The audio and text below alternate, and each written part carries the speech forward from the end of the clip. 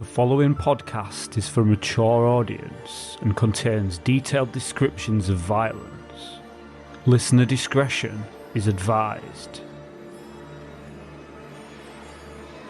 Welcome to the Tales of Mystara podcast, an experimental podcast that mixes traditional storytelling with old-school pen and paper role-playing games played entirely solo. This could be considered a dark fantasy novel or a solo Dungeons and Dragons campaign. If treated like a novel, then nothing can be assumed. Only the dice can determine the outcome.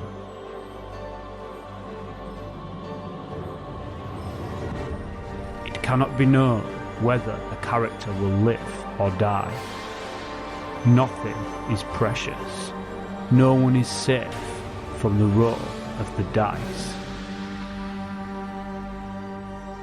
If treated like a tabletop role-playing game, there are no players. There is no dungeon master. There is only me, the rules, and the dice.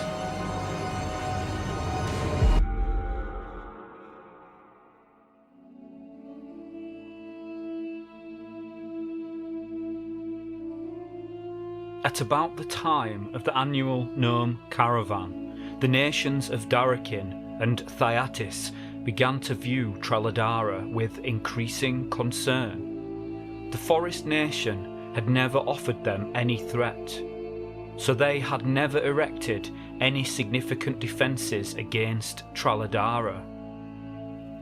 But what if its people would be united under a powerful leader, or worse yet, conquered by an enemy foreign power? The Empire of Thyatis decided the matter by sending the troops to the Traladaran capital, Marilenev, and conquering it, claiming all Traladara for Thyatis. Darakin shrugged and began steps to make sure its border was secure. Thyatis took few real steps to secure Traladara for itself. It installed a garrison of soldiers in Marilenev, and a tax collector took in revenues on city trade. The military commander at the time renamed Marilenev Specularum, the Mirror City, after the reflective beauty of Marilenev's Bay. The Dark Age of the Traldar, a forgotten text written by a nameless scholar of the Church of Karameikos. Its age is unknown.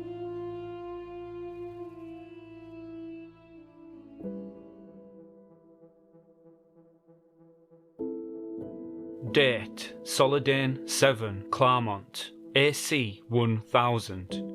Time: 8:43 PM. Party status: Claudius 4 hit points, Theodore 1 hit point, Elmo 5 hit points, Ilyana 2 hit points, Yolanda 4 hit points. The party is standing in a large rectangular room lined with thick stone pillars and full of dust and debris from a half-collapsed ceiling. On the far wall, lying unconscious, but still breathing, is Theodore. Now he is back in the game, I can assess the situation and report that Theodore has been reduced to 1 hit point.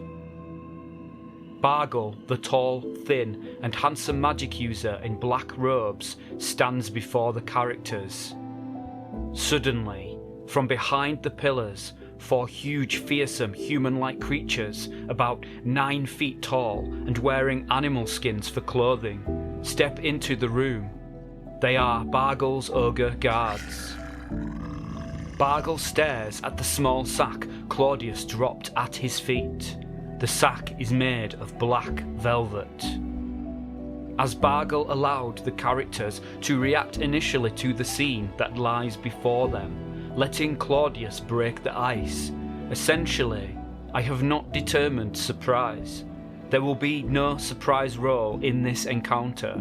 Instead, I will go straight to the initiative rolls. Party 5, Enemies 4. The encounter with Bargle and his ogre guards is extremely deadly, and the party is not in good shape. Claudius attempts to negotiate. He gestures to the black velvet sack. This was retrieved along with Alina Halloran's body. The girl you murdered, Claudius says. Claudius is attempting to bribe Bargle with the small sack in order to effectively negotiate. He wants Elmo, Ilyena, Yolanda and Fyodor to be allowed to go free. I will roll on the monster reaction table to determine Bargle's reaction. I wondered what happened to that. May I? The party freezes in anticipation. Elmo swallows with a large gulping sound. Claudius keeps a stern expression which gives away nothing, and Yolanda simply observes, curiously, as Bargle reaches for the velvet sack. He pulls out a large book, a spell book. Seems you left it at the scene of the crime, Claudius says. We literally could have used that against him, Yolanda protests. Fyodor could have had that. Filthy thing, is Claudius's response. Bargle takes the bribe. He retrieves the spellbook and lets out a smirk. He leans over and with a click of his fingers, he wakes Fyodor up and sends him over to join the others. Then he casts a spell to create a wall of fire, blocking Yolanda, Ilyena, Elmo and Fyodor from coming any closer. Only Claudius remains on the same side of the firewall as Bargle and the ogre guards. Creatures of less than 4 hit dice cannot break through the wall. What is this? Elmo says. He can't face him alone. We have to go, Yolanda says, and Elmo nods in sad agreement. The party leaves with Fyodor. There will be no evasion. Bargle has let them go. Now, as the party has split, I will handle the two situations separately.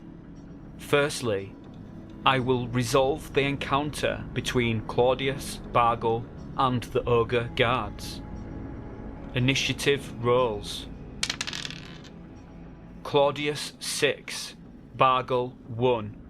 This could be the luckiest roll of the game so far.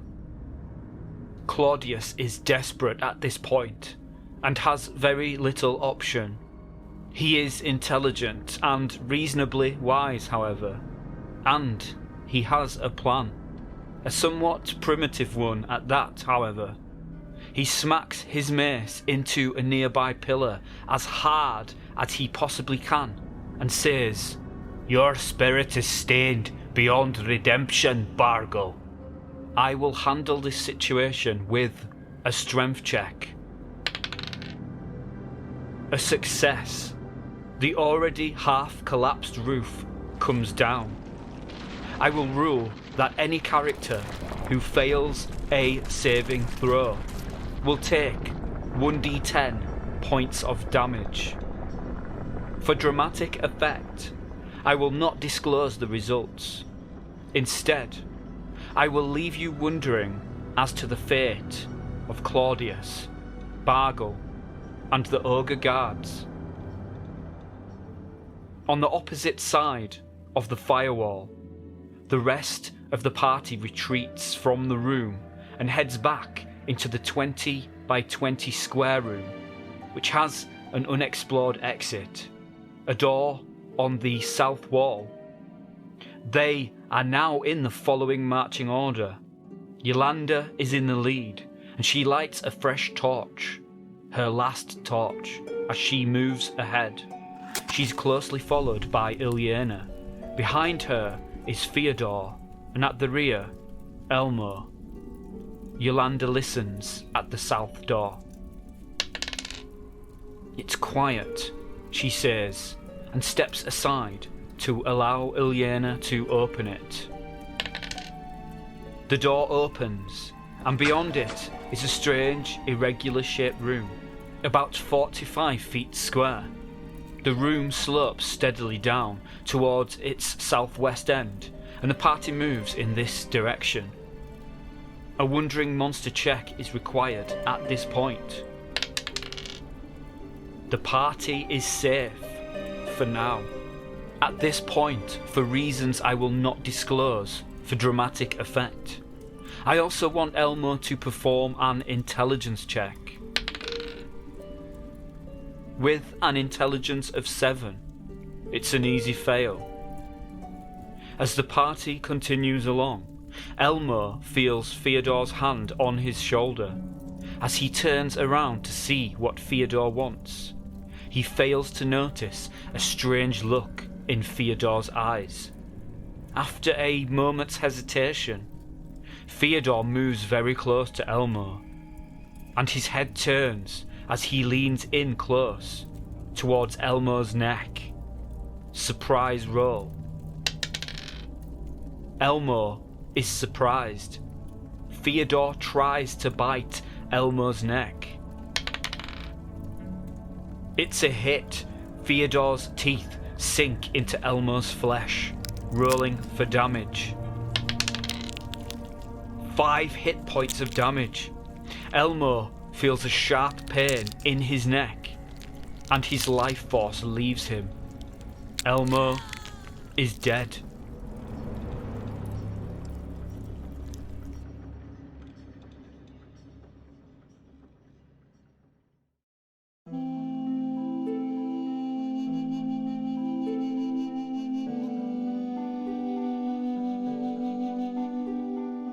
"30 years ago, Duke Stefan Karameikos III, a youthful nobleman of Thyatis, struck a deal with the Emperor of Thyatis.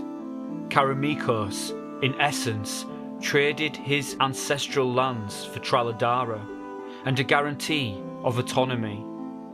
The Empire recognised Karameikos' claim to Traladara, now renamed the Grand Duchy of Karameikos, and recalled its officials from Traladara territory.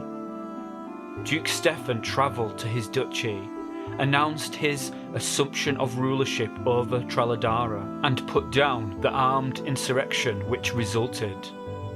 After things had settled down somewhat, he began luring ambitious, landless nobles to help him rule in proper Thyacian fashion. The early years of Duke Stefan's rule were characterised by good and bad results. On the bad side, many of the Thyacian settlers who poured into the country, swearing loyalty to Duke Stefan and receiving land grants, were ruthless men who literally stole lands from the Traladarans living upon them. Worst among them was Duke Stefan's own cousin, Baron Ludwig Black Eagle von Hendrix. On the good side, Duke Stefan himself was an exemplary leader demanding fairness and honour in the men he directly supervised. He began using the trade tax revenues to build broad, good roads across the country, uniting the far-flung villages into a single nation.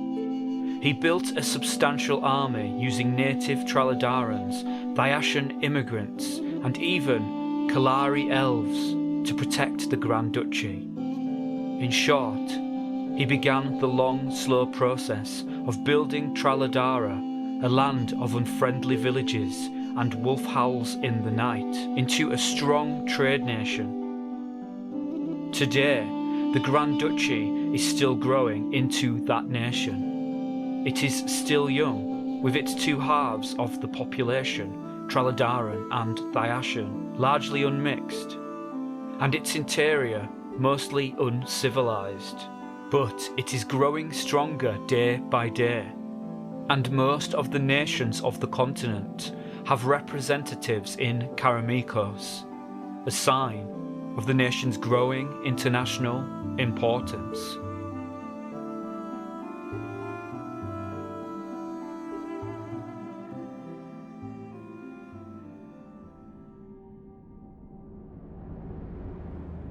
Elmo's body slumps to the floor in a heap as Fyodor wipes the blood from his lips.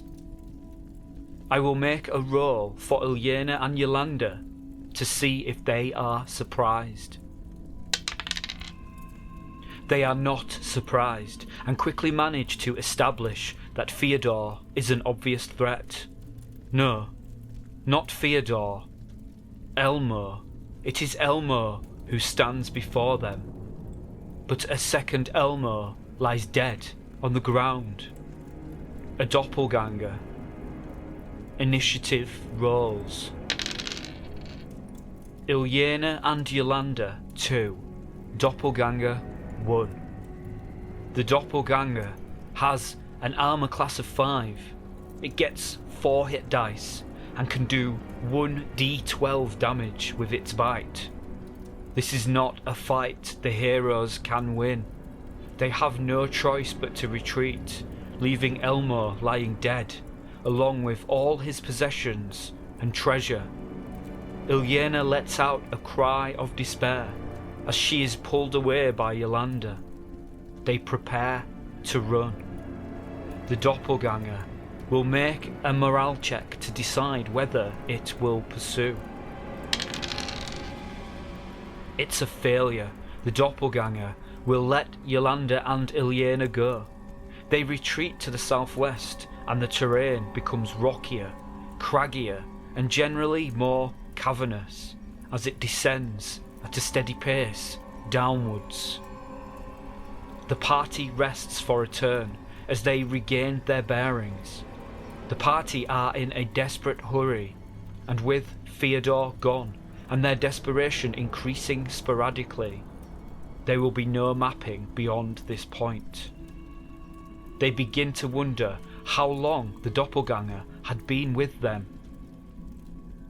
"We were with him the whole time. He didn't leave our sight until he fell," says Ilyena. Yolanda mentions the moment that they were paralysed by the carrion crawler and Fyodor was the only one left.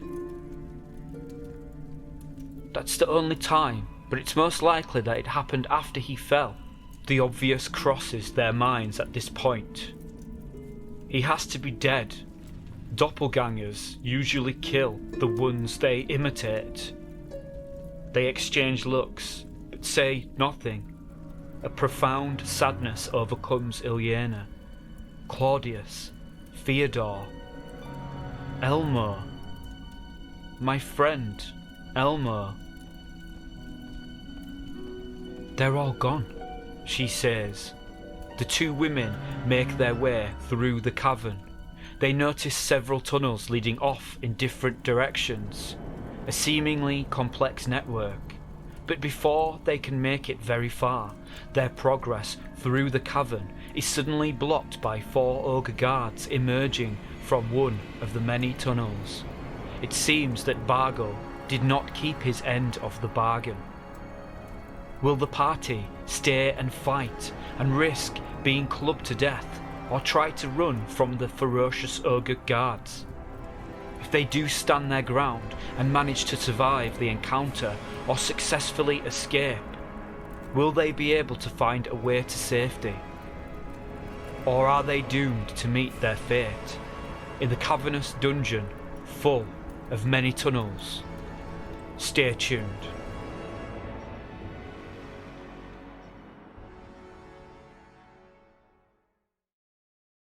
It's time for this episode's listener correspondence.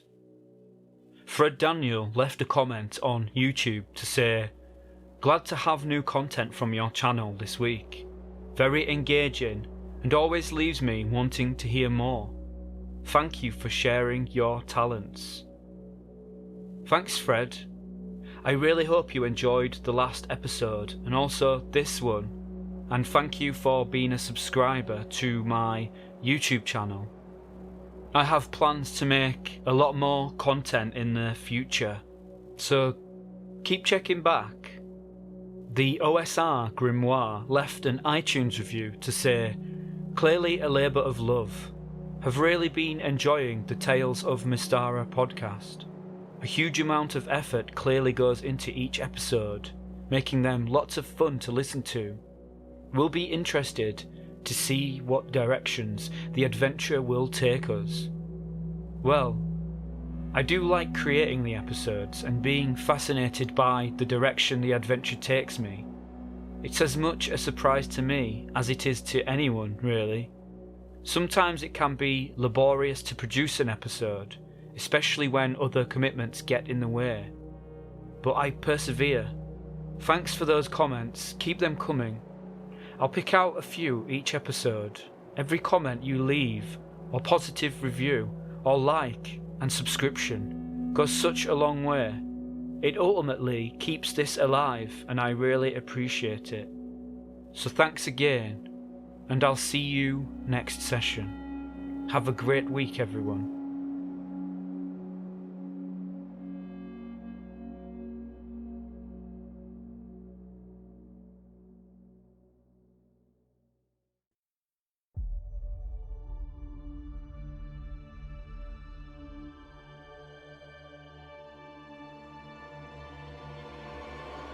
You have been listening to the Tales of Mystara podcast.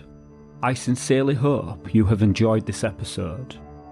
If you have listened on YouTube, then I would appreciate you taking the time to subscribe, click the like button, and let me know your thoughts in a comment. If you have listened on iTunes, then I would appreciate it if you would leave a 5-star review. These things really help, and they let me know that the work I put into this podcast is worth it, and that I am making content that people like. After all, that's why I'm doing this. Once again, thanks for listening. I'll see you next session.